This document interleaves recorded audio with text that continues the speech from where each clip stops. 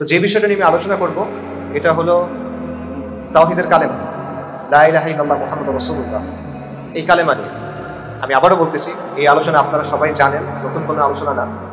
আপনারা সম্ভবত আমার চেয়ে ভালো জানেন, আপনারা হয়তো আমার চেয়ে ভালো আলোচনা করতে পারবেন, বাট তাও এই আলোচনা আমরা যতবারই করবো এটার হক আদায় হবে না। এই কারণেই জানা আলোচনা, পুরনো আলোচনা আমি পুনরাবৃত্তি করব।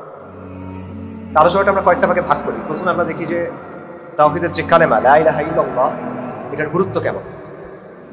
কয়েকটা হাদিস থেকে যদি আমরা দেখি, মুসনাদে আহমদের হাদিস আছে, আপনারা জানেন যে হাদিসের বক্তব্যটা অনেকটা এরকম যে রাসূলুল্লাহ সাল্লাল্লাহু আলাইহি ওয়াসাল্লাম বলতেছেন, আমি কিয়ামতের পূর্বে প্রেরিত হয়েছি তরবারি সহ, যাতে এক আল্লাহর ইবাদত করা হয় শরীক ছাড়া। আমার রিজিক আমার বর্ষার ছায়াতলে, যারা আমার আদেশের বিরোধিতা করবে তাদের জন্য অপমান এবং লাঞ্ছনা। অর্থাৎ নবী সাল্লাল্লাহু আলাইহি ওয়াসাল্লাম বলতেছেন যে তাকে পাঠানো হয়েছে কিয়ামতের আগে একটা কাজ দিয়ে। সেই কাজটা হলো এক আল্লাহর ইবাদত যেন হয় কোনো শিরক ছাড়া, এটা প্রতিষ্ঠা করার জন্য তাকে পাঠানো হয়েছে। খাতামুন নবীন সাল্লাল্লাহু আলাইহি ওয়াসাল্লাম তাকে পাঠানো হয়েছে লা ইলাহা ইল্লাল্লাহ প্রতিষ্ঠা করার জন্য, এবং এটার জন্য তাকে পাঠানো হয়েছে কি দিয়ে?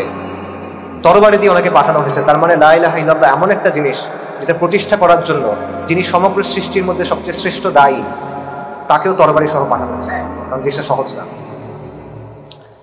এটা হলো একটা হাদিস, এটা গুরুত্ব আমরা বুঝতে পারি। আরেকটা হাদিস হলো, এটাও মুসনাদ আহমদে আসছে, নূহ আলাইহিস সালাম যখন মৃত্যুশয্যায়, তখন তিনি তার সন্তানদের ডেকে, পুত্রদের ডেকে নসিহত করতেছেন। এটা হাদিসে আমাদের জানানো হয়েছে। তিনি কি বলছেন? একজন মানুষ যখন মৃত্যুশয্যায় থাকে তখন উনি কি কথা বলেন? সবচেয়ে গুরুত্বপূর্ণ যে কথা, সে কথা বলেন, তাই না? তার সন্তানদের ডেকে দুনিয়াতে সবচেয়ে গুরুত্বপূর্ণ যে কথা সেটাই উনি এখন বলবেন, সময় নাই। এবং এটা যে কোনো ব্যক্তি না, উলুল আযম, সবচেয়ে বড় যে রাসূল তাদের মধ্যে একজন নূহ আলাইহিস সালাম। তিনি তার ছেলেদেরকে বলতেছেন, আমি তোমাদের দুটো জিনিসের ব্যাপারে নিষেধ করতেছি আর দুটো জিনিসের ব্যাপারে নির্দেশ দিচ্ছি। নিষেধ করছেন কোন দুটো বিষয়ের ব্যাপারে? হাদিস আমাদের বলতেছে শিরক এবং অহংকার। এই দুটো বিষয় থেকে তিনি নিষেধ করছেন মৃত্যুশয্যায়। আর নির্দেশ দিচ্ছেন কিসের? তিনি বলছেন, আমি তোমাদের নির্দেশ দিচ্ছি, তোমরা বলো লা ইলাহা ইল্লাল্লাহ। যদি 7 আসমান 7 জমিন এগুলোর মাঝে যা কিছু আছে সবকিছু দাড়িপাল্লার একদিকে উঠানো হয় আর আরেকদিকে লা ইলাহা ইল্লাল্লাহ রাখা হয়, লা ইলাহা ইল্লাল্লাহ ভারী হবে। এবং উনি বলতেছেন, যদি আসমান এবং জমিন একসাথে করে একটা লোহার আংটির মতো বানানো হয়, লা ইলাহা ইল্লাল্লাহ এটা ভেঙে ফেলবে। এটা হলো লা ইলাহা ইল্লাল্লাহ। এবং তারপর তিনি নির্দেশ দিচ্ছেন যে তোমরা বলবা সুবহানাল্লাহি ওয়া বিহামদিহি, কারণ এটা হলো সমস্ত মাখলুকের তাসবিহ। এভাবেই মাখলুক আল্লাহর কাছে দোয়া করে এবং তাদের রিজিক দেওয়া হয়। এটা হলো লা ইলাহা ইল্লাল্লাহর গুরুত্ব। আরেকটা রাসূলুল্লাহ সাল্লাল্লাহু আলাইহি ওয়াসাল্লাম বলছেন, যেই ব্যক্তি এই কথা জেনে মারা যাবে যে লা ইলাহা ইল্লাল্লাহ মুহাম্মাদুর রাসূলুল্লাহ বা লা ইলাহা ইল্লাল্লাহ, সে জান্নাতে যাবে। আরেকটা বিখ্যাত হাদিস আপনারা সবাই জানেন যে সর্বোত্তম জিকির কোনটা? লা ইলাহা ইল্লাল্লাহ। আল্লাহ আযজা ওয়া জাল কোরআনে বলছেন, ইউসাব্বিতুল্লাযীনা আমানু বিকাউলিস সাবিতি ফিল হায়াতিদ দুনিয়া ওয়া ফিল আখিরাহ, যে আল্লাহ মুমিনদেরকে দুনিয়া এবং আখিরাতে সুপ্রতিষ্ঠিত রাখবেন কাউলুস সাবিত দিয়ে, শাশ্বত বাণী দিয়ে, সুপ্রতিষ্ঠিত বাণী দিয়ে। এটা কি কাউলুস সাবিত? কি? ইমাম আল বাগাওয়ী এই আয়াতের তাফসীরে বলছেন, কাউলুস সাবিত হলো লা ইলাহা ইল্লাল্লাহ। তাহলে এটা হলো লা ইলাহা ইল্লাল্লাহর গুরুত্ব কি, তার অল্প একটা উদাহরণ। অল্প কিছু বললাম, এরকম অনেকগুলো হাদিস আমি বলতে পারি, এরকম অনেকগুলো আসার বলা সম্ভব, এরকম অনেক আয়াত বলা সম্ভব। কিন্তু লা ইলাহা ইল্লাল্লাহর গুরুত্বের সাথে আরেকটা জিনিস চলে আসে যে হ্যাঁ, এই কালেমা গুরুত্বপূর্ণ এবং এই কালেমা অনেক পুরানো, কিন্তু এই কালেমার বিরোধিতাও অনেক। এই কালেমার গুরুত্ব যখন থেকে, তার অল্প কিছুক্ষণ পর থেকে এটার বিরোধিতা। যখনই কোনো সমাজে এই কালেমার দাওয়াত নিয়ে যাওয়া হয়েছে, ব্যাপকভাবে এটা বিরোধিতা করা হয়েছে, এবং সাধারণ কোনো বিরোধিতা না। যারা বিরোধিতা করছে তারা সাথে সর্বস্ব দিয়ে, সর্বশক্তি দিয়ে চেষ্টা করছে এই কালেমাকে থামাই দিতে। এটা কেন? আমরা তো অনেক সহজে বলে ফেলতেছি লা ইলাহা ইল্লাল্লাহ। ওই যে বাংলা সিনেমাতে দেখায় যে পুরা সিনেমা নাচ গান করতেছে, মদ খাচ্ছে, প্রেম করতেছে, জেনা করতেছে, মরার সময় খুব সহজে বলে ফেলছে লা ইলাহা ইল্লাল্লাহ, এবং তারপর খুব ভালো তার এন্ডিংটা, খুব সোজা, আমরা খুব সহজে বলে ফেলি। আমরাও তো মুসলিম, লা ইলাহা ইল্লাল্লাহ। তাহলে ব্যাপারটা এরকম কেন? কেন যখনই একটা সমাজে সত্যিকার অর্থে লা ইলাহা ইল্লাল্লাহ দাওয়াটা দেওয়া হয়েছে, সমাজ দুই ভাগে ভাগ হয়ে গেছে কেন? একটা ভাগ এই কালেমার অর্থ বুঝছে, এই কালেমাকে গ্রহণ করছে, এই কালেমাকে বাস্তবায়ন করার জন্য নিজের সর্বস্ব কুরবান করে দিচ্ছে, তার জীবনের সব কিছু এই কালেমার আদলে করার চেষ্টা করছে। আরেকটা অংশ এই কালেমার অর্থ বুঝছে এবং তাদের সর্বশক্তি দিয়ে, তাদের অর্থনৈতিক শক্তি, সামরিক শক্তি, রাজনৈতিক শক্তি, যত শক্তি আছে সব শক্তি দিয়ে যারা চেষ্টা করছে এই কালেমার দাওয়াতকে বন্ধ করে দিতে। এটা কেন? এটা যদি এত সহজ একটা বিষয় হয়, আমরা সবাই খুব ইজিলি বুঝতেছি, সবাই খুব ইজিলি বলতে পারতেছি, তাহলে এরকম বিরোধিতা হয় কেন? এরকম বিরোধিতা হয়েছিল কেন? আল্লাহর নবীগণ আলাইহিস সালাতু ওয়াস সালাম তারা যখনই কোনো সমাজে দাওয়াত নিয়ে গেছে তাদের কি অবস্থা হয়েছে?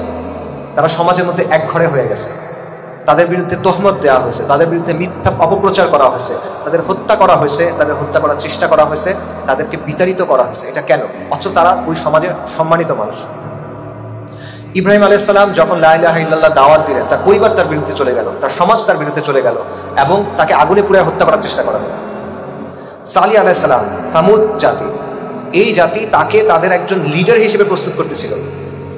তার সম্মান ছিল, তার সত্যবাদিতা, তার ন্যায়পরায়ণতা, তার বিশ্বাসযোগ্যতা, নানা কারণে তারা মনে করতেছিল যে এই ব্যক্তি তো আমাদের নেতা হবে। এবং কোরআনে এই কথাটা আসছে, তারা হতাশ হয়ে গেছিল যে আমরা তো ভাবছিলাম তুমি আমাদের নেতা হবা, তুমি আসলে কি বলতেছো?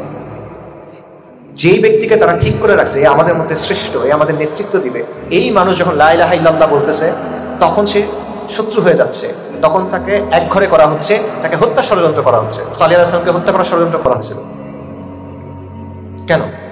রাসূলুল্লাহ সাল্লাল্লাহু আলাইহি ওয়াসাল্লাম সম্মানিত পরিবারের মানুষ, সম্মানিত বংশের মানুষ, আল আমিন আস-সাদিক, পুরা মক্কা সাক্ষ্য দেয়। তিনি যখন লা ইলাহা ইল্লাল্লাহ মুহাম্মাদুর রাসূলুল্লাহ দাওয়াত দিলেন তখন কি হইল? যখন কুরাইশ, নবুয়তের আগের ঘটনা, তারা বাইতুল্লাহকে নতুন করে তৈরি করছিল, রিকনস্ট্রাকশন করছিল। কেন? কারণ বন্যার কারণে বাইতুল্লাহর কিছু অংশ ভেঙে গেছিল। তখন কুরাইশ অনেক আয়োজন করে সবাই টাকা পয়সা একসাথে করে নতুন করে এটা তৈরি করছিল, রেনোভেশন করছিল, সব ঠিকঠাক। কিন্তু আল হাজার আল আসওয়াদ, ওই পাথরটা কে বসাবে এটা নিয়ে তাদের মধ্যে ঝগড়া শুরু হয়ে গেছে। ঝগড়া মানে সেই ঝগড়া, কেউ ছাড়তে যাচ্ছে না। এবং কুরাইশরা এসে রক্তে হাত ভিজায় ফেলছে। রক্তে হাত ভিজায় ফেলছে মানে আমরা যুদ্ধের জন্য প্রস্তুত। মারামারি শুরু হয়ে যাচ্ছে, সবাই চায় আমাদের গোত্র হাজার আল আসওয়াদ বসাবে। তখন কুরাইশের মুরব্বীরা বসে বলতেছে, কালকে সকালে যেই ব্যক্তি কাবাতে প্রথম ঢুকবে দরজা দিয়ে, বা বনু সাইবার দরজা দিয়ে, এক এক বর্ণনা এক এক রকম, তাকে আমরা এটার বিচারক বানাবো। এবং আল্লাহ চাইছেন ওই ব্যক্তি হলেন মুহাম্মদ রাসূলুল্লাহ সাল্লাল্লাহু আলাইহি ওয়াসাল্লাম। উনি যখন ঢুকছেন কুরাইশরা সবাই বলে উঠছে, এটা তো মুহাম্মদ আল আমিন, বিশ্বাসযোগ্য, আমরা খুশি, সে যে সিদ্ধান্ত দিবে এটা আমরা মানব। সবাই খুশি তার উপরে। নবী সাল্লাল্লাহু আলাইহি ওয়াসাল্লাম যখন নবুয়তের পর কুরাইশকে প্রকাশ্যে দাওয়াত দেওয়া শুরু করলেন, তিনি পাহাড়ের উপর উঠে দাঁড়ায় ডাকতেছেন কুরাইশের গোত্রগুলোকে, ইয়া বনু আমর, ইয়া বনু ফিহর, ইয়া বনু আব্দ মানাফ, আমি যদি তোমাদেরকে বলি যে এই পাহাড়ের পেছনে একটা সেনাবাহিনী লুকায় আছে এবং তোমাদেরকে এটা আক্রমণ করবে, তোমাদের ধ্বংস করবে, তোমরা এটা বিশ্বাস করবা? অবশ্যই বিশ্বাস করবো। তুমি আসাদিক, তুমি সত্যবাদী ব্যক্তি, তুমি কোনোদিন কোনো মিথ্যা কথা বলো নাই, আমরা তোমাকে চিনি, আমরা তোমাকে জানি, তুমি মিথ্যা বলবা না, তুমি যা বলবা আমরা বিশ্বাস করবো। তখন রাসূলুল্লাহ সাল্লাল্লাহু আলাইহি ওয়াসাল্লাম কি বলছেন? যে আমি তোমাদের একটা ভয়ঙ্কর দিনের ব্যাপারে সতর্ক করতেছি। এবং তিনি তখন তাদেরকে লা ইলাহা ইল্লাল্লাহ মুহাম্মাদুর রাসূলুল্লাহর দাওয়া দিলেন। তারপর কি হলো?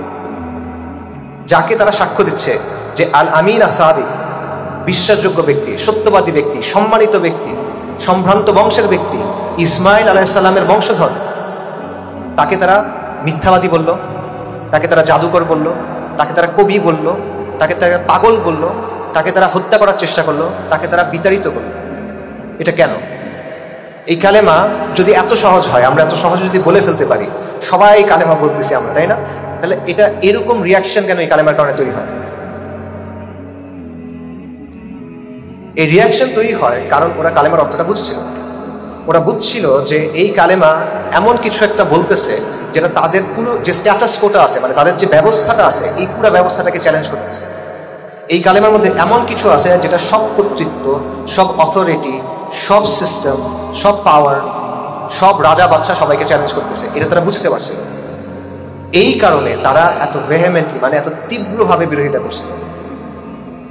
ইন এ সেন্স আমার তো মাঝে মাঝে মনে হয় যে তারা আমাদের চেয়ে ভালোভাবে বুঝছিল কালেমার অর্থটা, যেই কারণে তারা এত তীব্রভাবে বিরোধিতা করছিল। আমি আপনাকে দেখাই যে তারা বিরোধিতার কারণগুলো কি ছিল। দেখেন, কুরাইশ কালেমা আপনাকে বলে যে এক আল্লাহ ছাড়া আর কোনো ইলাহ নাই, আর কোনো সত্য উপাস্য নাই। কুরাইশ কিন্তু আল্লাহকে বিশ্বাস করত।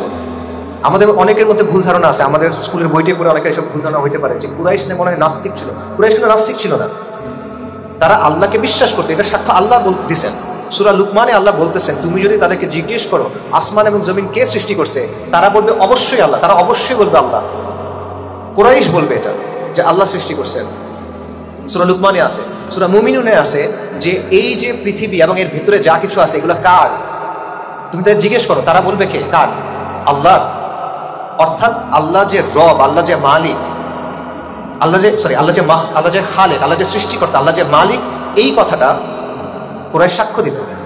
এটা আল্লাহ আযজা ওয়া জাল্লা আপনাকে বলছেন, ভুল হওয়ার তো কোনো সম্ভাবনা নাই। তাহলে কোন জায়গায় গিয়ে সমস্যা হলো? সমস্যা হলো এই জায়গায় যে আল্লাহ বলে, লা ইলাহা ইল্লাল্লাহ বলে যে ইবাদত শুধুমাত্র আল্লাহর হবে, ইলাহ একমাত্র আল্লাহ। কুরাইশ আল্লাহকে মানত, আল্লাহ সৃষ্টি করছেন, হ্যাঁ, আল্লাহ রিজিক দেন, হ্যাঁ, কিন্তু আমি অন্যদের ইবাদত করব। তাদের মূর্তি ছিল, তাদের দেবদেবী ছিল, তাদের গাছ ছিল, পাথর ছিল, জিন ছিল, এগুলার কাছে তারা ইবাদত করত। কেন করত? লিয়ুকাররিবুনা ইলাল্লাহি যুলফা, যে আমরা তো এগুলোর এই জন্য ইবাদত করি যে এগুলো আমাদেরকে আল্লাহর কাছে নেবে। দেখেন তার নিয়ত তো ভালো, সে আল্লাহর কাছে যাইতে চায়, কিন্তু সে আল্লাহর কাছে যাইতে চায় কিভাবে? অন্য কিছুর ইবাদত করে। এবং এই জায়গাটাতে আল্লাহ বলতেছেন যেটা আল্লাহ গ্রহণ করেন না, ইয়াকা না'বুদু ওয়া ইয়াকা নাস্তাঈন, আমরা একমাত্র আল্লাহর ইবাদত করি এবং আমরা একমাত্র আল্লাহর কাছে সাহায্য চাই। সামিউদ দোয়া আল্লাহ, মুজিবুদ দোয়া আল্লাহ, দোয়া কবুল করবেন আল্লাহ, ইবাদত শুধুমাত্র আল্লাহর জন্য, আর কারোর জন্য হবে না।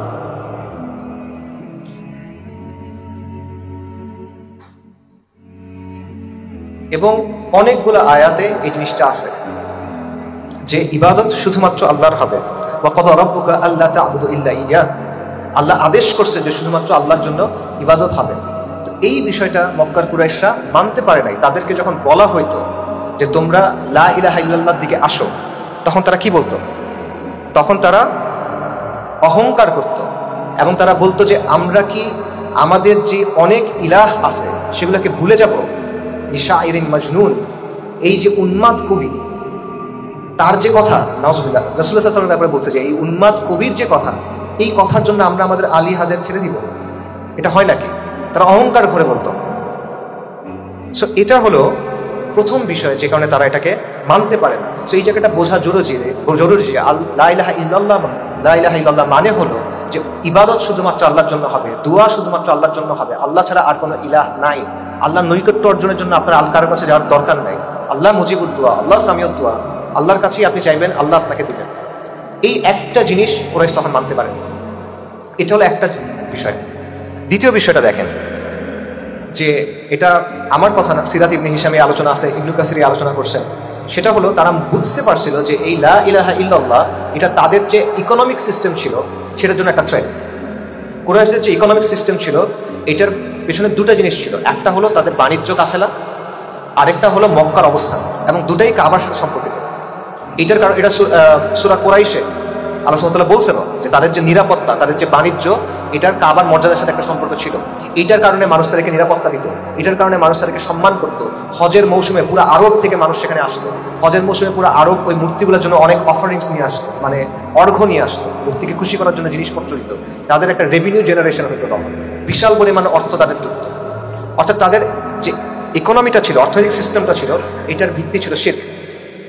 তো আপনি যখন লা ইলাহা ইল্লাল্লাহ বলতেছেন, তখন আপনি এই ইকোনমিক সিস্টেমকে কি করতেছেন? নাকচ করে দিচ্ছেন। ওরা সেটা বুঝতে পারছিল যে এই কথা যদি আমরা মেনে নেই, তাহলে আমাদের যে অর্থনৈতিক ব্যবস্থা, পুরো আরবে আমাদের যে নামটা, আমরা আফ্রিকার সাথে ব্যবসা করি, আমরা রুমের সাথে ব্যবসা করি, সবাই আমাদেরকে চেনে, এই সব কিছু তো কোলাপস করে। এই জন্য তারা এটা মেনে নিতে পারে নাই। তাদের ক্ষমতা, তাদের প্রেস্টিজ, তাদের যে সম্মানের জায়গা, এটা তারা বুঝতে পারছে যে এটা তাদের হারায় যাবে। এই জন্য তারা এটা বিরোধিতা করছে। তাদের যে সামাজিক ব্যবস্থা ছিল, তাদের মধ্যে ব্যাপক গোত্রীয় সম্মান, বংশমর্যাদা, এই ধরনের চরমপন্থা ছিল।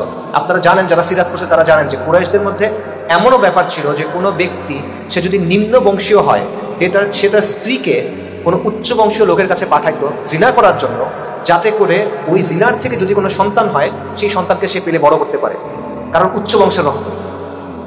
এই ছিল তাদের অবস্থা, গোত্রীয় মর্যাদা সেখানে এরকম অবস্থা। তো সেই জায়গায় এসে কোরআন মানুষকে দুই ভাগে ভাগ করতেছে, লা ইলাহা ইল্লাল্লাহ মানুষকে দুই ভাগে ভাগ করতেছে। প্রথমে একদিকে মুশরিক, একদিকে মুমিন। বাকি মুমিনদের মধ্যে ভাগ হয় কিসের ভিত্তিতে? তাকওয়া, আর কিচ্ছু না, তাকওয়ার ভিত্তিতে। নবী সাল্লাল্লাহু আলাইহি ওয়াসাল্লাম বিদায় হজের সময় বলছেন যে অনারবের উপর আরবের কোনো মর্যাদা নাই, রাইট? কালোর উপরে সাদার কোনো মর্যাদা নাই, মানুষের বিচারটা হবে তার তাকওয়ার ভিত্তিতে। তো তাদের যে সমাজ ব্যবস্থা, সেই সমাজ ব্যবস্থা এটা তো ধ্বংস করে দিচ্ছে পুরো। তো আপনি যদি এই সমাজ ব্যবস্থা একটা পিরামিডের মতো, রাইট? তো এই পিরামিডের একদম উপরে হলো কি কুরাইশ বসা। আপনি যদি দেখেন যে এই পুরো ইমারতকে কেউ ভাঙা শুরু করছে, তখন আপনি কি করবেন? আপনি যে কোনো মূল্যে তাকে থামানোর চেষ্টা করবেন। এটাই কুরাইশ নবী সাল্লাল্লাহু আলাইহি ওয়াসাল্লামের সাথে করার চেষ্টা করছে, যে এই ব্যক্তি যে কথা নিয়ে আসছে এটা তো সবকিছু ধ্বংস করে দিচ্ছে। তাদের পূর্বপুরুষদের যে ধর্ম ছিল, তাদের পূর্বপুরুষদের নিয়ে যেই তাদের গর্ব, তাদের যে ট্র্যাডিশন, তাদের যে সিলসিলা, পুরো জিনিসটা নাকচ করে দেওয়া হয়েছে। কোরআনে বারবার দেখবেন যে কোনো সম্প্রদায়ের কাছে যখন আম্বিয়া কেরাম আলাইহিস সালাতু ওয়াস সালাম গেছেন, তারা যখন দাওয়াত দিয়েছেন, তখন তারা বারবার কি বলছে, যে এটা তো আমাদের পূর্বপুরুষদের ধর্ম, আমরা কি এটা তোমার কথায় ছেড়ে দিব? মানুষ ছাড়তে পারে না এটা, তার সিলসিলা, তার ট্র্যাডিশন, তার বংশগতি, এটা সে ছাড়তে পারে না। মানে বংশগতি তো আর ছাড়তে হচ্ছে না, মানে বাবা মার কাছ, পূর্বপুরুষ বাপদাদার কাছ থেকে যেটা পাইছে সেটা সে ছাড়তে চায় না। এই জায়গাটাতে এসেও কি হয়েছে, রাসূলুল্লাহ সাল্লাল্লাহু আলাইহি সাল্লাম যখন এই দাওয়াত দিলেন, তখন তারা বুঝলো যে তাদের এই পুরো জিনিসটাকে নাকচ করা হচ্ছে। এবং ইনফ্যাক্ট তারা কিন্তু নবী সাল্লাল্লাহু আলাইহি সাল্লামকে বিতর্কে আটকানোর সময় এগুলো জিজ্ঞেস করতো। নবী সাল্লাল্লাহু আলাইহি সাল্লামকে এসে জিজ্ঞেস করতো, কুসাই ইবনে কিলালের সে কোথায়, সে জান্নাতে না জাহান্নামে, বলতো এটা জিজ্ঞেস করতো। কারণ কুসাই হলো কুরাইশদের মধ্যে অনেক সম্মানিত ব্যক্তি, সব কুরাইশের কাছে সে সম্মানিত, কারণ সে কুরাইশকে পুরো আরবের কাছে সম্মানিত করছে। তো নিজের সম্মানিত গোত্রের কারো ব্যাপারে তো খারাপ কথা বলা তাদের সমাজে এটা গ্রহণযোগ্য না। তো নবী সাল্লাল্লাহু আলাইহি ওয়াসাল্লামকে এই প্রশ্নগুলো করতো যাতে তাকে বেকায়দায় ফেলা যায়। তো তারা বুঝতে পারছে যে লা ইলাহা ইল্লাল্লাহ যখন বলা হচ্ছে, এই যে তাদের সিলসিলা, তাদের ট্র্যাডিশন, তাদের বাপদাদার ধর্ম, এই জিনিসটাকেও ভেঙে চুরমার করে দেওয়া হবে। এবং ফাইনালি দেখেন কোন জায়গায় সমস্যা। নবী সাল্লাল্লাহু আলাইহি ওয়াসাল্লাম প্রথমে নিজের পরিবারের মধ্যে দাওয়াত দিলেন, আত্মীয় স্বজনের মধ্যে দাওয়াত দিলেন, তারপর মক্কায় প্রকাশ্যে দাওয়াত দিলেন, কুরাইশ দাওয়াত প্রত্যাখ্যান করলো। তখন তিনি বিভিন্ন গোত্রের কাছে দাওয়াত নিয়ে গেলেন। হজের মৌসুমে অনেক গোত্রগুলো আসতো, তিনি তাদের কাছে দাওয়াত নিয়ে গেলেন। তিনি দাওয়াত নিয়ে গেলেন রাবিয়া গোত্রের একটা সাব ট্রাইবের কাছে, এবং তিনি তাদেরকে লা ইলাহা ইল্লাল্লাহ মুহাম্মাদুর রাসূলুল্লাহ দাওয়াতটা দিলেন। তখন সেই গোত্রের প্রধান কি বলবেন? উনি বলেন, আপনি যা বলছেন খুব ভালো কথা, কিন্তু এটা তো এমন কথা যেটা রাজা বাদশারা অপছন্দ করে। কেন রাজা বাদশারা অপছন্দ করে? চিন্তা করে দেখেন যে কতগুলা কথা বলতে পারতো, কিন্তু সে বলল এটা এমন একটা কথা যেটা রাজা বাদশারা অপছন্দ করে। এবং এটা তখনও সত্য ছিল, এখনো সত্য, এর আগেও সত্য ছিল। ফিরআউন এর আগে কি বলছিল? আনা রাব্বুকুমুল আলা। ফিরআউন প্রথমে এটা বলছিল যে আমি তো সর্বোচ্চ রব। বাকি সে তার কওমকে ডেকে কি বলছিল? ওয়ানাদা ফিরআউন ফি কওমিহি ইয়া কওমি আলাইসা লি মুলকু মিসর। মিসরের রাজত্ব কি আমার না? ফিরআউন কি এটা মনে করতো যে দুনিয়া সে তৈরি করছে? ফিরআউন কি এটা মনে করতো যে নীল নদ, লোহিত সাগর, এগুলো সে তৈরি করছে? এগুলো তো তার জন্মের আগে থেকে আছে, এটা তো সে মনে করে লাভ নাই। তাহলে সে নিজেকে কোন অর্থে রব বলতেছে? সে বলতেছে এই মিশরের রাজত্ব কি আমার না? এই মিশরের তলদেশ দিয়ে যে নদী প্রভাবিত হচ্ছে, এটা কি আমরা না? তোমরা কি দেখতেছো না? এইসব সে প্রশ্ন করতেছে। অর্থাৎ তার রাজত্বের গর্বের কারণে সে মানতে পারতেছে না মুসা আলাইহিস সালামের দাওয়াতটা।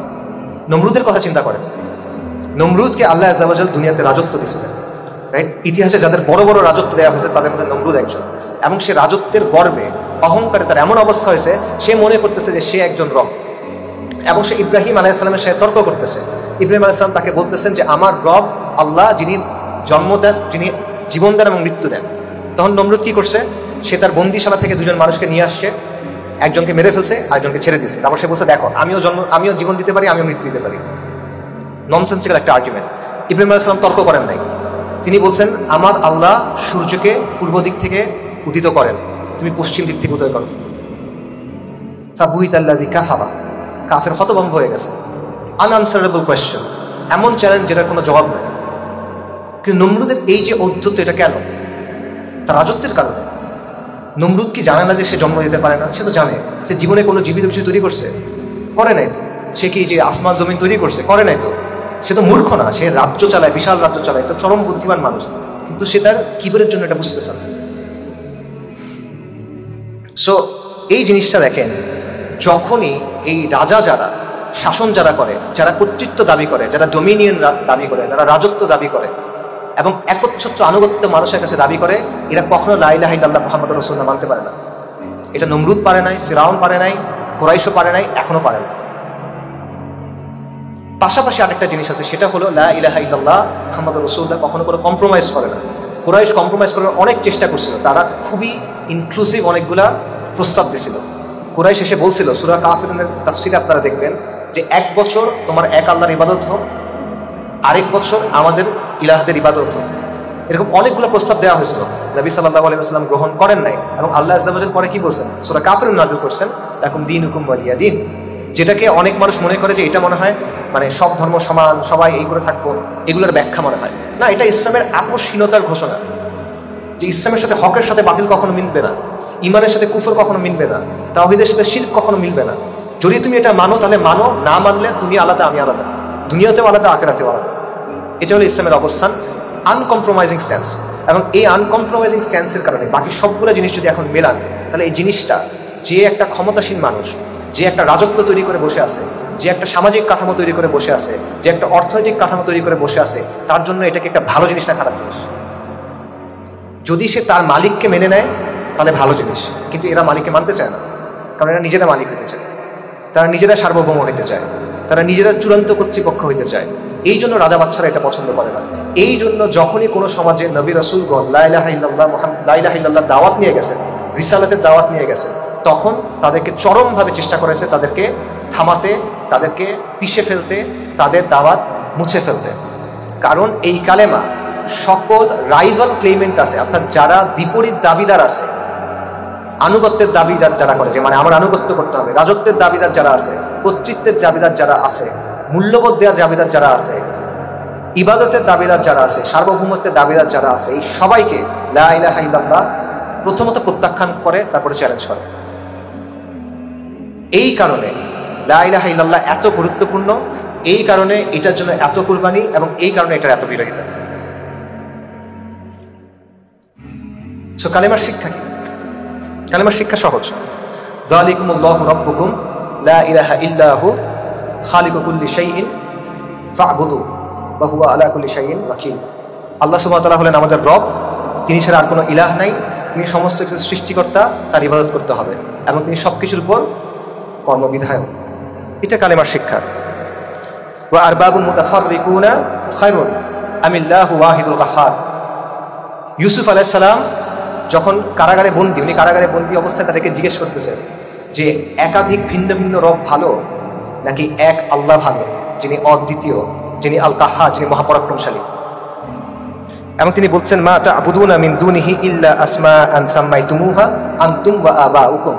আল্লাহর বদলে তোমরা যে জিনিসগুলোর ইবাদত করো, এগুলা কি? এগুলা কিছু নাম খালি, যেগুলো তোমরা বানায় নিছো, তোমরা আর তোমাদের পূর্বপুরুষরা, তোমরা কিছু নাম বানায় নিছো খালি। ওয়া মা আনজালাল্লাহু বিহা মিন সুলতান। এটার পক্ষে তোমাদের কোনো ইখতিয়ার নাই, আল্লাহর পক্ষ থেকে কোনো দলিল নাই, আল্লাহ তোমাদের কোনো এরকম ইখতিয়ার দেন নাই যে তোমরা এগুলো বানায় নিবা। ইনিল হুকমু ইল্লা লিল্লাহ আমারাল্লাহু তা'বুদু ইল্লা ইয়্যা। বিধান শুধুমাত্র আল্লাহ, এবং আল্লাহ বলছেন যে শুধুমাত্র তার ইবাদত করতে হবে। যালিকা দ্বীনুল কাইয়্যিমু ওয়ালাকিন্না আকসারান নাসি লা ইয়ালামুন। এটা হলো সঠিক দিন, কিন্তু অধিকাংশ মানুষেরা জানে না। কালেমার অর্থ স্পষ্ট। প্রথমত এক আল্লাহ রব, এক আল্লাহ মাবুদ, একাধিক কেউ নাই, এই জায়গাতে আর কারো শরিকানা নাই, আল্লাহ এটা সহ্য করেন, এবং এখানে কোনো ইখতিয়ার কাউকে দেওয়া হয় নাই। ইবাদত শুধুমাত্র আল্লাহর জন্য। মানুষ তার বান্দা, মানুষ তার গোলাম, মানুষ তার ইবাদত করবে, তার আনুগত্য করবে, আর কারো ইবাদত করা যাবে না, আর কারো কাছে দোয়া করা যাবে না। 3, আল্লাহর বদলে যাদের ইবাদত করা হয়, যা কিছুর ইবাদত করা হয়, যা কিছুকে আনা হয়, এগুলো হলো মানুষের বানানো কিছু নাম, এগুলো কোনো বাস্তবতা নাই, এগুলো ভিত্তিহীন, এগুলো আল্লাহর সামনে কিচ্ছু না, এদের কোনো অবস্থান নাই, এবং এরা তাদেরকে দুনিয়াতে বা আখিরাতে সাহায্য করতে সক্ষম না। 4, মানব জীবন কিভাবে চলবে, সমাজ কিভাবে চলবে, শাসন কিভাবে চলবে, এটা আল্লাহ ঠিক করে দিবেন। যেভাবে ইবাদত শুধুমাত্র আল্লাহ, ঠিক একইভাবে এই কর্তৃত্বটা শুধুমাত্র আল্লাহর। যেভাবে ইবাদত শুধুমাত্র আল্লাহ, ঠিক একইভাবে এই ইখতিয়ারটা শুধুমাত্র আল্লাহর। এখানে কারো ওই কর্তৃত্ব নাই, কারো ওই ইখতিয়ার নাই যে সে বলবে যে আল্লাহ এটা বলছে এটা বাদ দাও, আমরা এটা বলছি এটা তোমার করতে হবে। এই ইখতিয়ার আল্লাহ তাকে দেন নাই। যদি কেউ এটা গ্রহণ করে নেয়, তাহলে সে কালেমা থেকে বের হয়ে যাচ্ছে, কালেমার বিরুদ্ধে চলে যাচ্ছে সে। এবং এই সব কিছু মিলে যেটা, সেটা হলো দ্বীনুল কাইয়্যিম, সঠিক দিন, যেই দিন কিয়ামত পর্যন্ত পুরা মানব জাতির উপরে আবশ্যক। ইন্না দ্বীনা ইনদাল্লাহিল ইসলাম। আপনি নাজাত পাবেন না এই দিন ছাড়া। এই সবগুলো যদি আপনি না মানেন, আপনি যেই হন, সংখ্যায় যত হন, আপনার বংশ যাই হোক, আপনার ক্ষমতা যাই হোক, টাকা যাই হোক, কোনো লাভ তো নাই। এই দিন গ্রহণ করতে হবে, আল্লাহর সামনে মাথা নিচু করে আসতে হবে, আল্লাহর গোলামি মেনে নিয়ে আসতে হবে, মুহাম্মদ রাসূলুল্লাহ সাল্লাল্লাহু আলাইহি ওয়াসাল্লামকে রসুল মেনে নিয়ে আপনার আসতে হবে। তাহলে আপনি আখিরাতে নাজাতের আশা করতে পারবেন, বলে পারবেন না। এটা হলো দিন ইসলাম। এর বাইরে যা কিছু আছে, যা কিছুটা সে সাংঘর্ষিক, যতটুকু সাংঘর্ষিক বাতিল। এটা হলো লা ইলাহা ইল্লাল্লাহর অর্থ। মুহাম্মদ রাসূলুল্লাহ সাল্লাল্লাহু আলাইহি ওয়াসাল্লামের অর্থ কি? এটার অর্থ হলো আপনি তার রিসালাতকে সত্য বলে মানবেন, যে মুহাম্মদ সাল্লাল্লাহু আলাইহি ওয়াসাল্লাম আল্লাহর প্রেরিত রাসূল, তিনি খাতামুন নবিয়্যিন, তিনি সাইয়্যিদুল মুরসালিন। এটা আপনার মানতে হবে। তিনি যা নিয়ে আসছেন সেটাকে সত্যায়ন করতে হবে। তিনি যা কিছু নিয়ে আসছেন সেটাকে সত্য বলে মানতে হবে। তিনি যেই বিষয়ে নির্দেশ দিয়েছেন সেই নির্দেশ আপনার পালন করতে হবে। তিনি যেটা থেকে মানা করছেন সেটা থেকে আপনার দূরে থাকতে হবে। এবং ইবাদত রাসূলুল্লাহ সাল্লাল্লাহু আলাইহি ওয়াসাল্লাম যেভাবে বলছেন সেভাবে করতে হবে। আপনি নিজের মতো করে ইবাদত করতে পারবেন। আপনার পথ প্রদর্শক তিনি, আপনার নেতা তিনি। আজকে যদি মূসা আলাইহিস সালাম জীবিত থাকতেন, তার জন্য আবশ্যকতা আমাকে ফলো করা, তার জন্য আবশ্যকতা আমার অনুসরণ করা। তার মানে হলো নবী সাল্লাল্লাহু আলাইহি ওয়াসাল্লাম আসার পরে তার কাছে যে শরিয়া আসছে, তার কাছে যে হিদায়াত আসছে, এটার বাইরে আর কোনো কিছু গ্রহণযোগ্য না। তাকেই অনুসরণ করতে হবে। তিনি যেভাবে বলছেন ওভাবেই অনুসরণ করতে হবে। এই শরিয়াতে অনুসরণ করতে হবে। এটা হবে না। লা ইলাহা ইল্লাল্লাহ বলবেন, মুহাম্মদুর রাসূলুল্লাহ বলবেন, অর্ধেক বললেও হবে না। সাল্লাল্লাহু আলাইহি ওয়াসাল্লাম তাকে মানতে হবে। আল্লাহর আনুগত্য করতে হলে নবী সাল্লাল্লাহু আলাইহি ওয়াসাল্লামের আনুগত্য করে সেটা করতে হবে। এটা হলো মুহাম্মদ রাসূলুল্লাহ সাল্লাল্লাহু আলাইহি ওয়াসাল্লামের অর্থ। কালেমার শর্ত আছে। ওয়াহাব ইবনে মুনাব্বিহ, একজন সালাফ রাহিমাহুল্লাহ, ওনাকে একজন জিজ্ঞেস করছেন যে কালেমা কি জান্নাতের চাবি না? উনি বলছেন হ্যাঁ, জান্নাতের চাবি, কিন্তু সব চাবির দাঁত থাকে, কিছু দাঁত থাকে। চাবির মধ্যে কাটা কাটা থাকে না? ওটা বলছে দাঁত থাকে। তো চাবির দাঁত যদি না থাকে, ওটা দিয়ে আপনি তালা খুলতে পারবেন না। তো চাবির দাঁতটা কি? এটা হলো কালেমার শর্ত। কালেমার কিছু শর্ত আছে। এটা নিয়ে উলামায়ে কেরাম অনেক আলোচনা করছেন। এটা অনেকে 7টা বলেন, অনেকের চেয়ে বেশি বলেন, বাট আমভাবে 7টা ধরতে পারেন। সেগুলো কি? সংক্ষেপে বলি। আচ্ছা, এটা 2 ধরনের শর্ত আছে। প্রথম হলো পার্থিব জীবনের জন্য শর্ত। পার্থিব জীবনে আপনি কালেমা গ্রহণ করার 2টা শর্ত আছে। একটা হলো আপনি এটা মনে বিশ্বাস করবেন, আপনি সাক্ষ্য দিবেন, এতটুকু। একটা হাদিস আছে আব্দুল্লাহ ইবনে উমর রাদিয়াল্লাহু আনহু থেকে, যে নবী সাল্লাল্লাহু আলাইহি ওয়াসাল্লাম বলছেন যে আমি লোকেদের বিরুদ্ধে যুদ্ধ করতে আদিষ্ট হয়েছি। মানে তাকে আদেশ করা হয়েছে মানুষের বিরুদ্ধে যুদ্ধ করতে, যতক্ষণ না তারা বলে লা ইলাহা ইল্লাল্লাহ। এবং যখন তারা বলে লা ইলাহা ইল্লাল্লাহ এবং তারা নামাজ পড়ে এবং তারা যাকাত দেয়, তখন তারা তাদের জানমাল আমার কাছ থেকে হেফাজত করে নিল। অর্থাৎ ইসলামের দিক থেকে এই নিরাপত্তাটা পাইতে হলে লা ইলাহা ইল্লাল্লাহ তাকে মানতে হবে এবং বলতে হবে। এটা হলো প্রথম শর্ত দুনিয়াতে। পরের শর্ত হলো তার মধ্যে এমন কোনো কিছু থাকা যাবে না যেটা ওই কালেমার সাথে সাংঘর্ষিক। ঠিক আছে? মনে করেন সে কালেমা পড়ছে, কিন্তু সে নবী সাল্লাল্লাহু আলাইহি ওয়াসাল্লামের অবমাননা করে, তার ঈমান আছে কি নাই? কেউ কালেমা পড়ছে কিন্তু সে মূর্তির সামনে গিয়ে সিজদা করতেছে। কেউ কালেমা পড়ছে, কেউ জিনের জন্য কোনো কিছু জবে করতেছে, উৎসর্গ করতেছে। কেউ কালেমা পড়তেছে কিন্তু সে আল্লাহকে গালি দিচ্ছে, নাউজুবিল্লাহ। অর্থাৎ এমন কিছু যদি থাকে যেটা কালেমাকে মানে নষ্ট করে দেয়, ভঙ্গ করে দেয়, তাহলে সেটা পূর্ণ হবে না। নেগেট করে দেয়, তাহলে এটা হবে না। এটা হলো দুনিয়ার জন্য। কিন্তু আখেরাতে এত দিয়ে হবে না, আরও কিছু বিষয় লাগবে। সেগুলো কি? এই ক্ষেত্রে অনেক ওলামায়ে কেরাম অনেকগুলো শর্ত বলছেন। অনেকে 7টার কথা বলেন, আমি ওই 7টা খুব সংক্ষেপে বলি। প্রথমটা হলো ইলম, যে কালেমার অর্থ কি, এটার দাবি কি, এটা আপনার ভালো মতো জানতে হবে। এটা হলো প্রথম সত্য, ইলম। দ্বিতীয়টা হলো ইয়াকিন, কালেমার অর্থ এবং দাবি স্পষ্টভাবে আপনার ইয়াকিন থাকতে হবে, এটার মনে প্রাণে বিশ্বাস করতে হবে। তারপর ইখলাস, আপনি যখন কালেমারকে বাস্তবায়ন করবেন সেটা ইখলাসের সাথে করতে হবে, সেখানে যেন শিরক না থাকে, সেখানে যেন রিয়া না থাকে। তারপর হলো সিদক, সত্যবাদিতা, যে কালেমার অর্থ এবং দাবি এটা আপনার সত্যভাবে জানতে হবে, সত্য বলে মানে মনে প্রাণে সত্য হিসেবে জানতে হবে। মুনাফিকের মতো হইলে হবে না, মুখে বলতেছে কিন্তু মনে সেটা বিশ্বাস করে না, এরকম হলে হবে না। মুহাব্বাত, কালেমায় যার কথা বলা হয়েছে ওই আল্লাহকে আপনার ভালোবাসতে হবে সবচেয়ে বেশি। ইনকিয়াদ, কালেমার প্রতি সমর্পণ করতে হবে। কালেমায় যার কথা বলা হয়েছে তার প্রতি নিজেকে সমর্পণ করতে হবে, আপনার অঙ্গ প্রত্যঙ্গ সাক্ষ্য দিতে হবে আপনি তার প্রতি যে আসলে আনুগত্য করেন, আপনি যাকে যে মানছেন আপনার ইলাহ হিসেবে। এবং ফাইনালি কবুল করতে হবে, মনে প্রাণে এটা আপনার কবুল করে নিতে হবে। এটা হলো সংক্ষেপে আলোচনা। এটা নিয়ে অনেক বিস্তারিত আলোচনা আছে, আপনারা অনেক বইতেই আলোচনা পাবেন, আমি সেখানে যাচ্ছি না। কালেমার রোকনে আসেন এবার। কালেমার স্তম্ভ কি? প্রত্যেকটা বাড়ির পিলার্স থাকে, রাইট? ফাউন্ডেশন থাকে। কালেমার 2টা স্তম্ভ আছে, লা ইলাহা ইল্লাল্লাহ। একটা হলো নাফি, একটা হলো ইসবাত। একটা হলো অস্বীকার করা, লা ইলাহা, সকল ইলাহকে অস্বীকার করা হচ্ছে। তারপর হলো ইসবাত, সত্যায়ন করা, এক আল্লাহ ছাড়া, একমাত্র আল্লাহকে আমি সত্যায়ন করি, বাকি সকল ইলাহকে আমি অস্বীকার করি। এটা আরো সহজে যদি আমরা বলি, এটা হলো কুফর বিত তাগুত বা ঈমান বিল্লাহ, যে সকল মিথ্যা ইলাহকে আপনার অস্বীকার করতে হবে, প্রত্যাখ্যান করতে হবে এবং একমাত্র আল্লাহকে একমাত্র সত্য ইলাহ হিসেবে আপনার গ্রহণ করতে হবে। আল্লাহ সুবহানাহু ওয়া তাআলা বলছেন লা ইকরাহা ফিদ-দীন ক্বাদ তাবায়্যানা আর-রুশদু মিনাল গায়y ফামান ইয়াকফুর বিত-তাগুতি ওয়া ইউমিন বিল্লাহ ফাকাদ ইসতামসাকা বিল-উরওয়াতিল উসকা লা ইনফিসামা লাহা ওয়াল্লাহু সামিউন আলীম। যে দিন গ্রহণের ব্যাপারে কোনো জোর জবরদস্তি নাই, সত্যপথ ভ্রান্ত পথ হতে সুস্পষ্ট হয়ে গেছে। সুতরাং যে তাগুতকে অস্বীকার করলো এবং আল্লাহর প্রতি ঈমান আনলো, সে এমন এক মজবুত হাতল ধরে নিল যেটা কখনো ছিন্ন হবে না। আল্লাহ সুবহানাহু ওয়া তাআলা বলেন ওয়ালাকাদ বাআসনা ফি কুল্লি উম্মাতির রাসূলান আন ইয়াবুদুল্লাহা ওয়াজতানিবুত তাগুত। আল্লাহ আযজা ওয়া জাল প্রত্যেক কওমের কাছে, প্রত্যেক উম্মার কাছে রাসূল পাঠাইছেন এই দাওয়াত দিয়ে যে তোমরা এক আল্লাহর ইবাদত করো এবং তাগুতকে অস্বীকার করো। সো কালিমার দুইটা স্তম্ভ হলো এক আল্লাহর উপর ঈমান এবং তাগুতকে অস্বীকার করা। তাগুতকে অস্বীকার করার অর্থ কি? তাগুতের শাব্দিক অর্থ হলো সীমা লঙ্ঘনকারী। পারিভাষিক অর্থে তাগুত মানে হলো মিথ্যা ইলাহ, এমন কেউ যাকে আল্লাহর বদলে রব বলা হয়, এমন কেউ যাকে আল্লাহর বদলে ইলাহ বলা হয়, অথবা তার উপর এমন কোনো বৈশিষ্ট্য আরোপ করা হয় যেটা শুধুমাত্র আল্লাহর এবং সে এতে সন্তুষ্ট, সে হলো তাগুত, সে হলো মিথ্যা ইলাহ। আল্লাহর রব ফিরআউন বলছিল আনা রাব্বুকুমুল আলা, ফিরআউন তাগুত। আল্লাহ জীবন এবং মৃত্যু দেন, নমরুদ বলছিল আমি জীবন এবং মৃত্যু দিতে পারি, নমরুদ তাগুত। সন্তান দেওয়ার মালিক আল্লাহ, রিজিক দেওয়ার মালিক আল্লাহ। এখন কোনো সাধু বাবা এসে বললো যে সন্তান আমাকে আমার পায়ে সিজদা করো বা আমার এটা করো, আমি তোমাকে সন্তান দিব। কোনো পীর বাবা এসে আপনাকে বললো যে আমি তোমার রিজিক বাড়ায় দিব, সে তাগুত।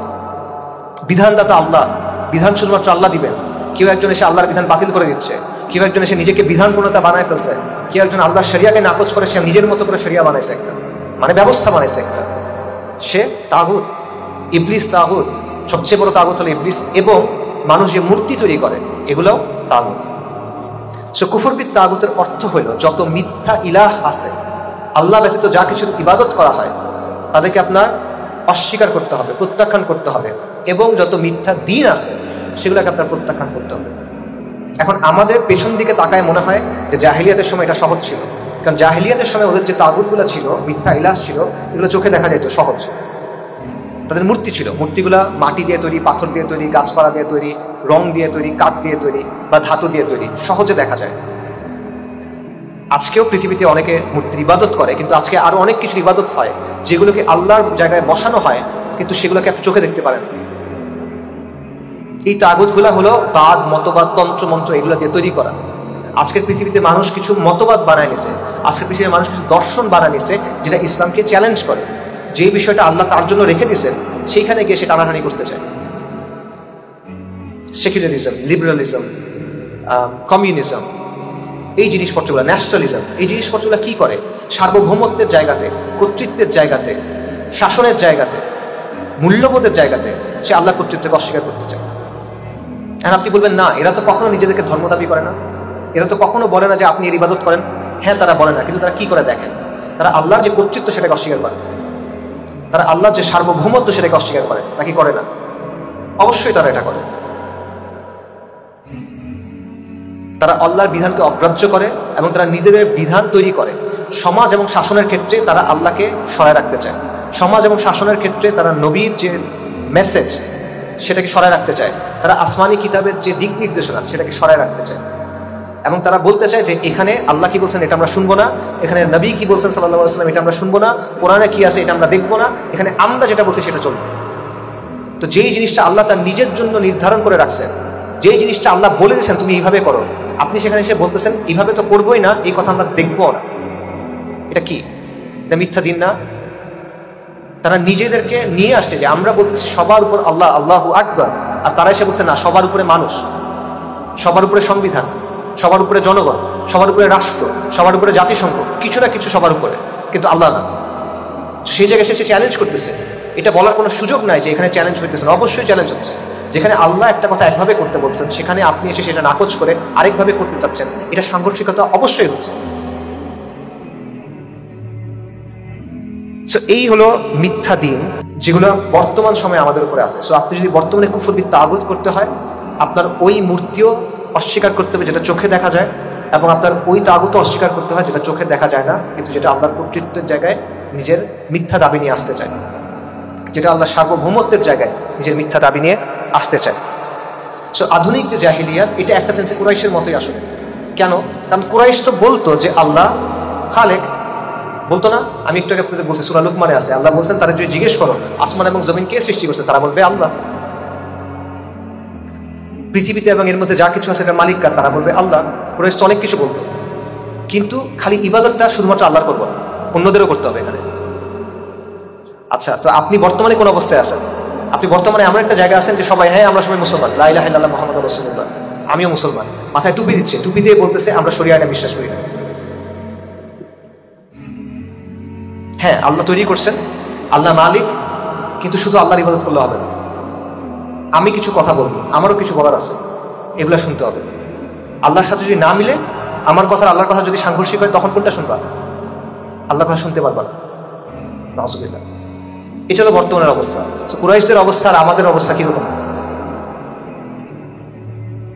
এবং আপনি যেটা বলেন, কুরাইশদের সময় এই কথাটা বলার সমস্যা ছিল, সাহাবায়ে কেরামকে সমস্যা করা হয়েছে না? অনেক মারা হয়েছে, মেরে ফেলা হয়েছে, বন্দি করা হয়েছে, ঘর থেকে বের করা হয়েছে। মুসআব ইবনে উমাইর রাদিয়াল্লাহু আনহু তাকে বিবস্ত্র করে ঘর থেকে বের করে দেওয়া হয়েছে। উসমান রাদিয়াল্লাহু আনহু এত সম্ভ্রান্ত পরিবারের মানুষ, তাকে কার্পেটে পেঁচায় পিটানো হয়েছে, রাইট? উমর রাদিয়াল্লাহু আনহু কুরাইশদের সকল আলোচনায় যে ব্যক্তিকে লাগে, সেই ব্যক্তির সাথে বাইতুল্লাহর সামনে সকাল থেকে সূর্য মাথার উপর উঠে গেছে এই সময় পর্যন্ত মারামারি করতেছে তারা। এই হলো অবস্থা। আবু যাল গিফারি রাদিয়াল্লাহু আনহু, গিফার গোত্র সবাই ভয় পায়, সেই ব্যক্তিকে ধরে পিটাইতেছে তারা উপরে। কেন? এই তো লা ইলাহা ইল্লাল্লাহর জন্য। সেই একই অবস্থা এখানে। আপনি যখন বলবেন, হ্যাঁ ঠিক আছে, আপনি সালাত আদায় করেন, ওকে, আপনি সিয়াম পালন করবেন, ঠিক আছে, আপনি যাকাত দিবেন, সাদাকা দিবেন, সব ঠিক আছে, কিন্তু আপনি যদি বলেন যে লা ইলাহা ইল্লাল্লাহ, এটার মধ্যে সব কিছু আছে, এই কর্তৃত্বের মধ্যে সব কর্তৃত্ব আছে, এবং শুধু তার কথাই চলবে, অন্যের কথা চলবে না, তখন আপনি কথা বলতে পারবেন। তখন আপনাকে অনেক কথা বলা হবে, আপনাকে অনেকভাবে হয়রানি করা হবে, আপনার অনেকভাবে ক্ষতি করার চেষ্টা করা হবে, এবং এটা স্বাভাবিক। না হলে বুঝতে হবে যে আপনি যে দাওয়াতটা দিচ্ছেন লা ইলাহা ইল্লাল্লাহ, পুরোটা আপনি দেখাচ্ছেন না, আপনি হয়তো অর্ধেক দেখাইতেছেন, পুরোটা হয়তো এখানে নাই। কারণ এটা দুনিয়ার সুন্নাহ, এটা হয়ে আসছে। শুআয়ব আলাইহিস সালাম মাদিয়ানবাসীকে বলছিল যে তোমরা, তখন তারা ঈমান আনে নাই, তাদেরকে তিনি বলছেন আল্লাহর ইবাদত করো। তারপর তিনি বলছেন যে তোমরা ওজনে কম দিও না, তারা ওজনে অনেক কম দিত, মানুষকে ঠকাইতো। শুআয়ব আলাইহিস সালাম বলছেন যে তোমরা ওজনে কম দিও না, মানুষকে ঠকায় না, এটা ভালো কাজ না। তখন তারা বলতেছে, ইয়া শুআয়ব, তোমার সালাত কি তোমাকে এই শিক্ষা দেয় যে আমরা আমাদের সম্পদ নিয়ে কি করবো সেখানে এসে তুমি বাগড়া দিবা? কেমন কথা? মানে তুমি সালাত পড়ো, সমস্যা নাই, কিন্তু আমরা আমাদের ব্যবসা বাণিজ্য কেমনে করবো, ধন সম্পদ কিভাবে করবো, এখানে এসে তুমি কেন কথা বলবা? এটা নিয়ে তাদের আপত্তি। শুআয়ব আলাইহিস সালামের কম ব্যবসা বাণিজ্যের ক্ষেত্রে আল্লাহর যে কর্তৃত্ব, এটা অস্বীকার করছে।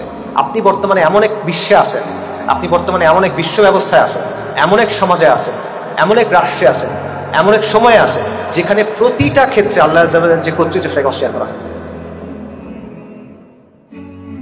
মানে আল্লাহ শুধুমাত্র তার কথা আসমানের উপরে আর জমিনের নিচে, কবরের পরে, এর মধ্যে মানে আল্লাহর কথার আর কোনো গুরুত্ব নাই। নাউযুবিল্লাহ। এটা হলো যে এই অবস্থা, এই অবস্থায় আপনি এখন আছেন। সো আজকের দিনে আপনার যদি কুফর বিদ তাগুত করতে হয় এবং ঈমান বিল্লাহ করতে হয়, যা কিছু ওই সময় প্রযোজ্য তা তো অবশ্যই, অ্যাডিশনালি এই যে তাগুত যারা আছে, এই যে মিথ্যা ইলাহ যেগুলো আছে, এই যে মিথ্যা দিন যেগুলো আছে, এগুলো আপনার অস্বীকার করতে হবে। এবং ঈমান বিল্লাহর মানে হলো পুরা দিনটা সামগ্রিকভাবে যেভাবে নবী সাল্লাল্লাহু আলাইহি ওয়াসাল্লাম কায়েম করে গেছেন, যেভাবে সাহাবায়ে কেরাম সেটা চালায় নিয়ে গেছেন, যেভাবে সালাফুস সালিহিন সেটা ব্যাখ্যা করছেন, যেভাবে আইম্মায়ে কেরাম আমাদের কাছে এটা পৌঁছায় দিয়েছেন, সেইভাবে ওই পূর্ণাঙ্গ অর্থে আপনার দিনকে গ্রহণ করতে হবে। এটা হলো ঈমান বিল্লাহ। এবং আমাদের চিন্তা করা এখন দরকার, সব কথা বলা শেষ আমার, এখন খালি আপনার জন্য প্রশ্ন কিছু। আমাদের চিন্তা করা দরকার যে আমরা বর্তমানে কোন সমাজে আছি এবং কালেমা এখন আমার কাছ থেকে কি চাই। সূরা তাওবাতে একটা আয়াত আছে, ইত্তাখাযু আহবারাহুম ওয়া রুহবানাহুম আরবাবাম মিন দুনিল্লাহ, যে ইহুদি এবং খ্রিস্টানদের ব্যাপারে বলা হচ্ছে যে তারা তাদের আলেম এবং সন্ন্যাসীদের আল্লাহর বদলে রব হিসেবে গ্রহণ করছে। এটা একটা ঘটনা আছে। এই আয়াতের ব্যাখ্যা নবী সাল্লাল্লাহু আলাইহি ওয়াসাল্লাম নিজে আমাদেরকে দিয়েছেন। আদি ইবনে হাতিম তাই, আরবদের মধ্যে এক বিখ্যাত দানবীর ব্যক্তি ছিল হাতেম তাই। আপনারা অনেক ছোটকালে যাদের বয়স আছে তারা দেখছেন, দাস্তানে হাতেম তাই এক টিভি শো ছিল, ওই হাতেম তাই। হাতেম তাইয়ের যে ছেলে তার নাম আদি রাদিয়াল্লাহু আন, ইনিশিয়ালি তিনি খ্রিস্টান ছিলেন। তিনি যখন রাসূলুল্লাহ সাল্লাল্লাহু আলাইহি ওয়াসাল্লামের কাছে আসছেন ইসলাম গ্রহণ করতে, তখন তার কাছে একটা ক্রুশ ছিল, ক্রস। নবী সাল্লাল্লাহু আলাইহি ওয়াসাল্লাম তাকে দেখে বলছেন যে তোমার গলায় যে মূর্তিটা আছে এটা খুলে ফেলো, এটা ছুঁড়ে ফেলো। এবং তারপর তিনি এই আয়াতটা পড়ছেন, ইত্তাখাযু আহবারাহুম ওয়া রুহবানাহুম আরবাবাম মিন দুনিল্লাহ, তারা তাদের আলেম এবং সন্ন্যাসীদের আল্লাহর বদলে রব হিসেবে গ্রহণ করছিল। আদি ইবনে হাতিম তাই রাদিয়াল্লাহু আনহু তখন বলতেছেন, ইয়া রাসূলুল্লাহ, আমরা তো তাদের ইবাদত করি, তারা তো আমাদের উপাস্য ছিল না। তখন রাসূলুল্লাহ বলতেছেন, ভালো প্রশ্ন, যৌক্তিক প্রশ্ন, রাইট? রাসূলুল্লাহ বলতেছেন, মানে এই আয়াতে রব হিসেবে গ্রহণ করার কথা বলা হচ্ছে, উনি বলছেন যে আমরা তো তাদের জন্য কখনো ইবাদত করি নাই, তাদের জন্য রোজা রাখি নাই, তাদের জন্য সাজদা করি নাই, কিছুই করি নাই, কেন এটা রব কেন? তখন রাসূলুল্লাহ বলতেছেন তারা কি হালালকে হারাম করে নাই এবং হারামকে হালাল করে নাই এবং তোমরা সেটা মেনে নাও নাই? বলছে হ্যাঁ মেনে নিছি। বলছে এটা হলো ইবাদত। রাসূলুল্লাহ সাল্লাল্লাহু আলাইহি ওয়াসাল্লাম বলছেন এই আয়াতের ব্যাখ্যায়। তিরমিজিতে আছে এই হাদিসটা, হাসান হাদিস। তো আপনি এখন চিন্তা করেন যে আল্লাহর দেয়া বিধানকে, ওই যে তাদের আলেম এবং সন্ন্যাসীরা হালালকে হারাম, হারামকে হালাল করছে, সেটা মেনে নেওয়া, এটার জন্য যদি ওই আয়াত প্রযোজ্য হয়, আপনার বর্তমান বাস্তবতা কি বলেন? আল্লাহ যা বৈধ করছে তার মধ্যে কতটুকু আপনার সামনে বৈধ আছে? আল্লাহ যা অবৈধ করছেন তার মধ্যে কতটুকু আপনার সামনে অবৈধ আছে? যেমন যে কালেমার কথা আপনি বলতেছেন, যে কালেমার আশা নিয়ে তো আমরা বসে আছি, তাই না? আমরা সবাই তো ওই আশা নিয়ে বসে আছি যে ওই যে হাদিসটা আমি বললাম, যে মারা যাওয়ার সময় জানবে, মনে প্রাণে বিশ্বাস করবে যে লা ইলাহা ইল্লাল্লাহ, সে জান্নাতে যাবে। নাকি এরকম আরো হাদিস আছে, আবু দারদ রাদিয়াল্লাহু আনহু থেকে হাদিস আছে যে ব্যক্তি লা ইলাহা ইল্লাল্লাহ বলবে সে একসময় জান্নাতে যাবে, যদিও সে জিনা করে, যদিও সে চুরি করে। নাকি এগুলো নিয়ে তো আমরা বসে থাকি, গুনাহগার মানুষ এগুলো নিয়ে আশা নিয়ে বসে থাকে যে লা ইলাহা ইল্লাল্লাহ আছে, এটা দিয়ে আমি একসময় জান্নাতে যাবো ইনশাআল্লাহ, পাইছি একটা, ঠিক আছে? নাকি এখন আপনি আপনাকে বলেন যে লা ইলাহা ইল্লাল্লাহ আপনার সমাজে কতটুকু আছে বলেন? আদি ইবনে হাতিম তাইকে রাসূলুল্লাহ সাল্লাল্লাহু আলাইহি ওয়াসাল্লাম যা বলছেন রাদিয়াল্লাহু আনহু, সেই জায়গা থেকে আপনি বলেন যে আমরা তাদেরকে রব হিসেবে গ্রহণ করছি। নবী সাল্লাল্লাহু আলাইহি ওয়াসাল্লামের ইন্তিকালের পরের ঘটনা, আরবের বিশাল সংখ্যক গোত্র তারা মুরতাদ হয়ে গেল। এটা কাদের ফতোয়া? মুরতাদ হয়ে গেছে, এটা কার ফতোয়া? মদিনা বিশ্ববিদ্যালয়ের, দেওবন্দের, আল আজহারের সাহাবায়ে কেরামের ফতোয়া, রাদিয়াল্লাহু আনহুম আজমাইন, আবু বকর রাদিয়াল্লাহু আনহুর ফতোয়া। কেন হইল? তাদের মধ্যে একটা অংশ জাকাতকে অস্বীকার করলো, যে জাকাত দিব না, নামাজ পড়বো, রোজা রাখবো, হজ করবো, সব করবো, জাকাত দিব না, কোনো প্রশ্ন ছাড়া এরা মুরতাদ হিসেবে গণ্য হলো। আরেকটা অংশ তারা কোরআনের একটা আয়াতের ব্যাখ্যা করলো এবং তারা ব্যাখ্যা করে বললো যে এটা শুধুমাত্র নবী সাল্লাল্লাহু আলাইহি ওয়াসাল্লামের জন্য ছিল, জাকাতটা নবী সাল্লাল্লাহু আলাইহি ওয়াসাল্লামের জন্য ছিল, উনি যেহেতু এখন নাই, আমরা আবু বকরকে জাকাত দিব না, আমরা নিজেরাই জাকাত তুলে আমাদের গোত্রগুলোর মধ্যে দিয়ে দিব। সাহাবায়ে কেরাম কি করলেন? তাদের সবার বিরুদ্ধে ফাইট করেন এবং এই যুদ্ধটা কি বলে পরিচিত? হারবুর রিদ্দা, রিদ্দার যুদ্ধ। এবং সাহাবায়ে কেরাম সবাইকে গিয়ে জনে জনে জিজ্ঞেস করেন নাই যে তুমি কি জাকাত স্বীকার করো নাকি তুমি খালি জাকাত দিতে চাও না, তুমি কি জাকাত অস্বীকার করো নাকি তুমি খালি আবু বকরকে জাকাত দিতে চাও না। সবার সাথে লড়াই করা হলো আহলুর রিদ্দা হিসেবে, যে এরা মুরতাদ হয়েছে। আমভাবে সবার সাথে এভাবে ফাইট করা হয় যতক্ষণ না তারা জাকাতের বিধান মেনে নিয়ে আবু বকর রাদিয়াল্লাহু আনহুকে জাকাত দেওয়ার দিকে ফিরে আসে। একটা বিধান শুধু, ইসলামের একটা বিধান শুধু, জাকাতের বিধান। আবারও আমি বলি, আজকে আপনি যে সমাজে আছেন, আজকে আপনি যে বিশ্ব ব্যবস্থায় আছেন, সেই বিশ্ব ব্যবস্থায় ইসলামের কোন জিনিসটা এখন এখানে আছে? কোনো একটা বিষয় নাই, শুধুমাত্র অল্প কিছু জিনিস আপনাকে দেওয়া হচ্ছে যে এইগুলো তুমি করতে পারবে। সালাত, সাওম, জাকাত, রাইট, মসজিদ, মাদ্রাসা, এরকম কিছু জিনিস। সেখানেও আমরা আপনাকে কিছু জিনিস বলে দিচ্ছি, মসজিদ কমিটি কিছু জিনিস বলবো, এটা আপনার করতে হবে। মাদ্রাসার মধ্যে অমুক তমুকের ছবি রাখতে হবে, মাদ্রাসার মধ্যে অমুক দিবসে এই কাজটা করতে হবে, অমুক পতাকা ঝুলাইতে হবে, অমুকের ছবি দিতে হবে, করতে হবে না? এটা বাড়তে থাকবে আপনার। এই অবস্থায় আপনি আসেন। আপনি চিন্তা করে দেখেন, আগের যে জাহিলিয়াত আর আজকের যে জাহিলিয়াত, কোনটা কোন অবস্থায় আছে, আপনি কোন অবস্থায় আছেন। আমরা সবাই কালেমা তাইয়্যিবা পড়ি, আমরা সবাই এই কালেমার আশা নিয়ে বসে আছি, আমরা সবাই আল্লাহর রাহমার আশা নিয়ে বসে আছি, নাজাতের জন্য বসে আছি। কিন্তু এই কালেমার অর্থ কি, এই কালেমার দাবি কি, এই কালেমার শর্ত কি, এটা স্তম্ভ কি, সেটা আমাদের চিন্তা করতে হবে। আমি আবারও বললাম, এই কথাগুলো আপনারা সবার পরিচিত, নতুন কোনো কথা আমি বলি নাই। এখানে আমার নিজের থেকেও কিছু বলা নাই, এগুলো শত শত না হাজার হাজার কিতাবাদি আছে, সকল মাসলাকের, সকল ঘরানার, যেখানে এই কথাগুলো আপনি পাবেন, এই কিতাবাদি আছে, নতুন কোনো কথা এখানে কিছুই নেই। কিন্তু এই কথাগুলো আমাদের মনে করায় দেওয়া দরকার, এই কথাগুলো আমার নিজেকে মনে করায় দেওয়া দরকার ছিল, আপনাদের মনে করায় দেওয়া দরকার ছিল, এবং এই যে সমাজের যে অবস্থাটা, এটার বাস্তবতাটা কি, এটা আপনাদেরকে বলে দেওয়া দরকার ছিল। এটা ছিল আমার দায়িত্ব। কারণ আপনার দায়িত্ব কি? আপনার দায়িত্ব হলো প্রথমত এইটা চিন্তা করা যে কালেমার যে দাবি, কালেমার যে শর্ত, কালেমার যে অর্থ, এটা আপনি বুঝছেন কিনা, আপনি এটার উপরে আসেন কিনা, এটা নিজেকে প্রথমে চেক করা যাবে। তারপর আপনার দেখতে হবে আপনার যে কর্মজীবন, আপনার যে জীবন, সেখানে এমন কিছু আছে কিনা যেটা এই কালেমার সাথে সাংঘর্ষিক। সাংঘর্ষিক হলে ওটা আপনার বাদ দিতে হবে, অপশন নাই তো কোনো। তারপর আপনার দেখতে হবে আপনার পরিবারের ক্ষেত্রে কি অবস্থা, সেখানে এমন কোনো কিছু আছে কিনা যেটা কালেমার সাথে সাংঘর্ষিক। যদি থাকে সেটা আপনার সংশোধন করতে হবে। আপনার সাধ্য মতো, আপনার সাধ্য না থাকতে পারে, আপনারা অনেকে স্টুডেন্ট, আপনারা অনেকে বয়স অনেক কম, আপনারা পারবেন না, কিন্তু আপনার দেখতে হবে, এই জিনিসটা করতে হবে। এবং ফাইনালি আপনার দেখতে হবে, আপনার আরো দুটো কাজ করতে হবে। এক, আপনার দেখতে হবে আপনার যে সমাজ, আপনার যে কম, আপনি যেই জায়গাটাতে আছেন, সেখানে কালেমার কি অবস্থা, কালেমা কি এখানে প্রতিষ্ঠিত অবস্থায় আছে নাকি এখানে অন্য কিছু প্রতিষ্ঠিত অবস্থায় আছে। যদি অন্য কিছু প্রতিষ্ঠিত অবস্থায় থাকে, যেটাই বাস্তবতা, তখন আপনার দুটা কাজ আছে। আপনার প্রথম কাজ হলো কালেমার সঠিক, মানে কালেমার দাবি যেটা, সেটা স্পষ্টভাবে মানুষকে বলা। আপনি যাকে বলতে পারেন, আমি আপনাদের সামনে বলতে পারছি যে আমি আপনাদেরকে বললাম। আপনি হয়তো এখানে দাঁড়ায় বলতে পারবেন না, কিন্তু আপনি আপনার পাশের জনকে বলতে পারবেন, আপনি তাকে বলবেন। আপনি আপনার পরিবারকে হয়তো বলতে পারবেন, আপনি তাকে বলবেন। আপনি আপনার সন্তানকে হয়তো বলতে পারবেন, আপনি তাকে বলবেন। এবং দ্বিতীয়ত আপনার চিন্তা করতে হবে, যদি এটা কালেমার শাসন না হয়, এটা জাহেলিয়াতের শাসন হয়, তাহলে কালেমার শাসন আমি আনবো কিভাবে? আপনাকে এনে যাইতে হবে না, কারণ এটা আল্লাহর কাছে, এটা আল্লাহর সিদ্ধান্ত, এটা আপনার হাতে নাই। কিন্তু আপনার চেষ্টা করতে হবে যাতে আপনি আল্লাহর কাছে গিয়ে ওজোরটা দিতে পারেন যে হ্যাঁ, আমি এমন একটা সময় ছিলাম যখন এরকম বাস্তবতা ছিল, কিন্তু আমি কালেমার পক্ষে দাঁড়াইছিলাম, আমি আমার সাধ্যমতো বলছিলাম, আমি আমার সাধ্যমতো করার চেষ্টা করছিলাম। এটা হলো লা ইলাহা ইল্লাল্লাহ। লা ইলাহা ইল্লাল্লাহ ফিস করে বলার কোনো জিনিস না, এটা ঘোষণা করার জিনিস। লা ইলাহা ইল্লাল্লাহ হলো ওই জিনিস যেটা শাসকদের সিংহাসন চূর্ণ বিচূর্ণ করে দিছে, যেটা সাম্রাজ্য ধ্বংস করে দিছে, নতুন সাম্রাজ্য তৈরি করছে, যেটা সভ্যতা মুছে দিছে, নতুন সভ্যতা তৈরি করছে, যেটা ইতিহাসের পাক পরিবর্তন করে দিছে। লা ইলাহা ইল্লাল্লাহ হলো ওই জিনিস যেটা মজলুমকে তার হক দিছে, যেটা আদল এবং ইনসাফ এনে দিছে, যেটা ধনী গরিবকে ধনীর সমান করছে, অসহায়কে শক্তিশালী সমান করছে। এটা হলো লা ইলাহা ইল্লাল্লাহ। এবং এই কারণে যুগে যুগে এটার বিরোধিতা হয়েছে, এই কারণে এটার গুরুত্ব এত বেশি, এই কারণে এটা আঁকড়ায় ধরে থাকা, সত্যিকার অর্থে আঁকড়ায় ধরে থাকা এতটা কঠিন। এবং এইটার জন্য এত বড় পুরস্কার আল্লাহ বলছেন। কোন পুরস্কার বলেন? আসমান এবং জমিন এবং তার ভেতরে যা কিছু আছে সবকিছু যদি আপনি একসাথে করেন, এক পাল্লায় দেন, আরেক পাল্লায় লা ইলাহা ইল্লাল্লাহ, লা ইলাহা ইল্লাল্লাহ ভারী। আসমান এবং জমিন একসাথে করে একটা লোহার আংটি যদি করা হয়, লা ইলাহা ইল্লাল্লাহ সেটাকে ভেঙে ফেলবে। 99টা আমল নামা দিগন্ত বিস্তৃত, এক পাল্লায়, আরেক পাল্লায় শুধুমাত্র আশহাদু আল্লা ইলাহা ইল্লাল্লাহ ওয়া আশহাদু আন্না মুহাম্মাদুর রাসূলুল্লাহ, এটা ভারী হবে। এই জন্য এত পুরস্কার এটার জন্য। সো এই বিষয়টা বোঝা, আর কারো কর্তৃত্ব নাই, আর কারো রাজত্ব নাই, আর কারো সার্বভৌমত্ব নাই, আর কারো মুলকিয়াত নাই, আর কারো কথা চলে না, আর কারো কথা মানার কিছু নাই। একমাত্র কর্তৃপক্ষ, একমাত্র সার্বভৌম সত্তা, একমাত্র মালিক, একমাত্র ইলাহ আল্লাহ আযজা ওয়া জাল্লা, লা ইলাহা ইল্লাল্লাহ। এটাই হলো আপনার নাজাতের বাণী। এটা দিয়ে আপনি নাজাত পাবেন আখিরাতে।